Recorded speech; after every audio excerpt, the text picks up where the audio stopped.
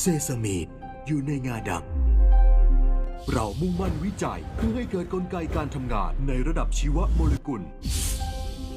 ครับเริ่มมีความหวังในการรักษาแล้วนะครับหลังจากที่นักวิจัยจากมหาวิทยาลัยเชียงใหม่เนี่ยได้ไขความลับจากสารสกัดในเมล็ดงาสามารถช่วยฟื้นฟูเซลล์สมองนะครับที่ถูกทำลายรวมทั้งยับยั้งเซลล์มะเร็งได้สำเร็จเป็นครั้งแรกของโลกเลยนี่น่าภูมิใจเป็นอย่างมากน้องแพงสาววัย 21 ปีคนนี้เคยป่วยด้วยมะเร็งต่อมน้ำเหลืองเมื่อ 2 ปีก่อนซึ่งรักษาตามขั้นตอนด้วยเคมีบำบัดหรือคีโมที่เน้นการทำลายเซลล์มะเร็งซึ่งมีผลข้างเคียงมากมายแต่แพงกินสารสกัดจากเมล็ดงาควบคู่ไปด้วยช่วยยับยั้งเซลล์มะเร็งอีกทางหนึ่ง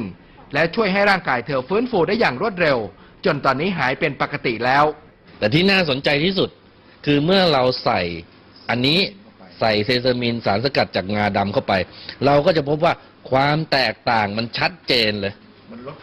มันลดลงอย่างมีนัยสำคัญนั่นแปลว่าอะไรนั่นแปลว่าเซซามินช่วยป้องกันการเกิดหลอดเลือดใหม่ที่ถูกกระตุ้นด้วยสารซึ่งหลั่งมาจากเซลล์มะเร็งจะไปจัดการกับตัวนี้